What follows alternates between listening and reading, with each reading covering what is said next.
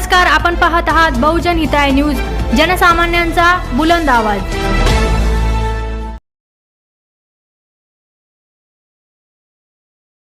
आज इथं व्यासपीठावर आपल्या राज्याचे कार्याध्यक्ष शिवाजी धायंजे सर, विभागीय अध्यक्ष घाटोळ सर, जिल्हाध्यक्ष कादरी सर, नागरगोजे सर, आपल्या जिल्ह्याचे सर्वांचे लाडके की जे वेळ देतात तुमच्या सर्वांसाठी असे जिल्हाध्यक्ष तात्याराव चव्हाण सर, जिल्हा कार्यकारिणीचे सर्व सदस्य, राज्य कार्यकारिणीचे सर्व सदस्य, सर्व तालुकाध्यक्ष, सर्व तालुका सरचिटणीस, जिल्ह्याचे तालुक्याचे सर्व पदाधिकारी, सर्व अधिकारी, माजी गट शिक्षणाधिकारी, माजी विस्तार अधिकारी, केंद्र प्रमुख, माजी मुख्याध्यापक, माजी सर्व उपशिक्षक, माजी शिक्षिका, सर्व सेवानिवृत्त मंडळी, आज हे सभागृह बघण्यासाठी तुम्ही उपस्थित राहिलात। तुम्हा सर्वांचं मी मनापासून स्वागत करतो। मला अतिशय आनंद झालेला आहे की आज छत्रपती संभाजीनगर या शहरामध्ये जेवढे बहुसंख्येनं लोक उपस्थित राहिले, तुम्हाला भेटताना मला स्वतःला आनंद होतो। आणि जमलेले सेवानिवृत्त कर्मचारी या ठिकाणी बीड म्हणजे बिहारी, कारण या आलेला निधी उद्यान अंशीकरण आणि 7व्या वेतन आयोगाचे हप्ते या संघटनेने म्हणजे जिल्हा अध्यक्ष आणि तालुका अध्यक्ष 22-23 लोकांच्या खात्यावर ही ताकद या आपल्या संघटनेची या ठिकाणी सगळे आता जास्त वेळ काय बोलत नाही किंवा सगळ्यांना आपल्या हार्दिक शुभेच्छा।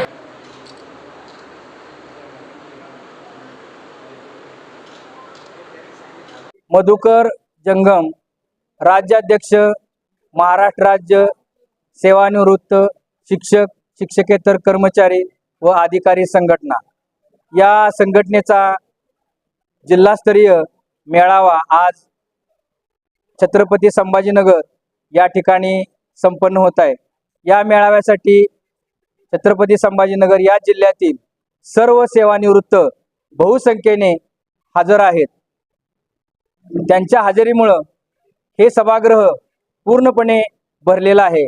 सेवानिवृत्तांचे अनेक प्रश्न आहेत, त्यापैकी महाराष्ट्र शासनाने 2500 कोटी रुपये देऊन सेवानिवृत्तांची पेन्शन विक्री, ग्रॅज्युटी, 7व्या वेतन आयोगाचे हप्ते इत्यादी प्रश्न सोडवलेले आहेत। मात्र अजून या लोकांचे केंद्र प्रमुख, मुख्याध्यापक यांचे वेतनवाढ असेल, त्याचप्रमाणे केंद्र प्रमुख, मुख्याध्यापक यांचं रजारोखीकरण असेल, 5वा वेतन आयोगाचा हप्ता असेल, असे अनेक प्रश्न महाराष्ट्र राज्य सरकारकडे पाठपुरावा चालू आहे।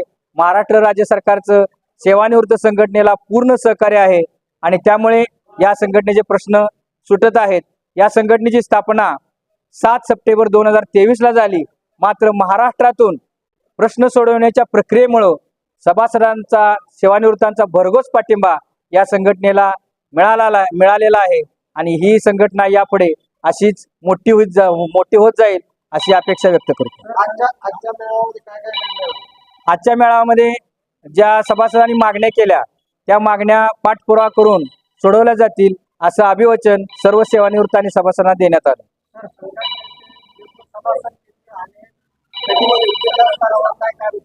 महाराष्ट्रामध्ये एकूण सेवानिवृत्तांची संख्या 3 ते 4 लाखाच्या आसपास आहे।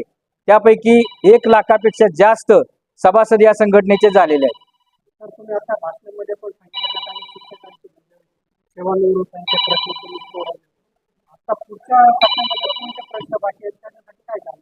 सेवानिवृत्तांचे प्रश्न जे आता आहेत ते सेवानिवृत्तांचे रजारोखीकरण आहे, सेवानिवृत्तांची वेतनवाढ आहे, सेवानिवृत्तांना ज्या काही सोयी सुविधा केंद्राप्रमाणे आवश्यक आहेत त्या सर्व सुविधा पुणे येथे अधिवेशन घेऊन त्यामध्ये मुख्यमंत्री आणि 2 उपमुख्यमंत्री, काही मंत्री हजर राहणार आहेत, त्यामध्ये त्यांच्या समोर मांडल्या जातील आणि त्या सोडवल्या जातील। अधिवेशन ऑक्टोबरच्या पहिल्या आठवड्यात पुणे येथे घेतलं जाणार आहे। हा, प्रत्येक जिल्ह्यामध्ये असे मेळावे सुरू आहेत, प्रत्येक विभाग स्तरावर सुरू आहेत। परवा दिवशी गोंदियाला असाच मोठा मेळावा झाला आणि आज छत्रपती संभाजीनगर या ठिकाणी मेळावा झालेला। हा सेवानिवृत्तांची मागणी आली महाराष्ट्रातून की आम्हाला भारत देश दर्शन किंवा परदेश देश दर्शन घडवा. आम्हाला इतर टूर्स कंपन्या आहेत पण त्यांच्यावर आमचा विश्वास नाही. तर आपल्या संघटनेने हे जर आयोजन केलं तर आम्ही सर्व सेवानिवृत्ती यात सहभागी होऊ. आमचा विश्वास संघटनेवर आहे. आम्हाला नेहून कोणतरी काळजी घेऊन परत घेऊन येऊ शकेल अशी संघटना आहे आणि त्यामुळे या संघटनेने हे नियोजन केलेलं आहे. सेवानिवृत्तांना एवढंच सांगू की तुम्ही आमच्या पाठीशी उभे राहा. ही संघटना तुमचे जे सर्व प्रश्न आहेत ते कोणत्याही परिस्थितीत सोडवेल. माझे नाव तात्याराव धोंडीराम चव्हाण. महाराष्ट्र राज्य सेवानिवृत्त शिक्षकेतर कर्मचारी अधिकारी संघटना या संघटनेचा मी या ठिकाणी जिल्हा अध्यक्ष म्हणून आहे संभाजीनगर येथे.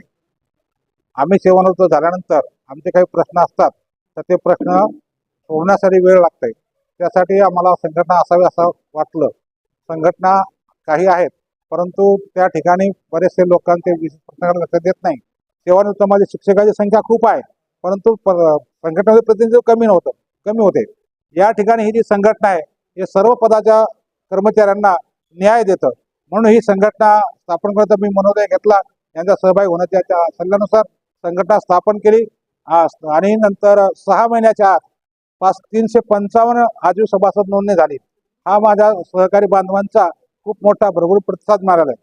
आपल्या जिल्हा परिषदेकडे सेवानिवृत्तांचे आगाऊ वेतनवाढीचे कोर्टाकडून निर्णय लागलेले होते परंतु आदेश प्राप्त झालेले नव्हते. ते मिळाले काही लोकांना परंतु काही लोकांना वेतनवाढ मंजुरीचे आदेश मिळालेले नाहीत. जिल्हा परिषदेने आदर्श शिक्षक पुरस्कार दिला. यापैकी बऱ्याच याचिका होत्या. त्या याचिकांच्या 2-3 याचिकांचे लाभधारकांना वेतनवाढ मंजुरीचे आदेश काढले. बाकीचे आदेश अजून काढले नाही. लोक 2-2, 4-4 वर्षापासून वाट पाहत आहेत. आता काही लोक काळ 19 लागले, 5 वर्ष होत आले. यापैकी काही लोक मयत झाले, त्यांना कोर्टाने न्याय दिला पण या जिल्हा परिषद वेतनवाढ मंजुरीचे आदेश काढले नाही. म्हणजे ही जिल्हा परिषद अन्याय करते आणि निकाल सारखाच आहे. काहीला द्यायचं आणि काहीला द्यायचं नाही. हे संघटनेचं धोरण बेजबाबदारपणाचं आहे किंवा दर्शवणूकीचं आहे, निपक्षपातीपणाचं नाही. म्हणून आम्ही संघटनेचा मेळावा घेतला होता. आणखी बरेचसे प्रश्न आहेत. संघटना जर आपण एकत्र आलो तर प्रश्न सुटण्यास मदत होईल असा आमचा हेतू होता. आणि जिल्हा स्तरावर आम्ही सगळे एकूण कार्य करतच होतो.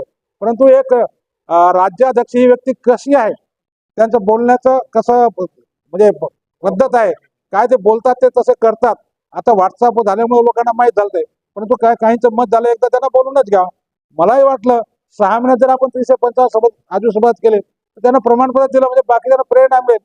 आणि जब हम एक दोस्त नहीं साथी हाथ बढ़ाना साथी रहे, साथी अगर बढ़ते गए तो हौसला बुलंद बनते जाएगा और ये आपला जीत अपनी होती रहेगी.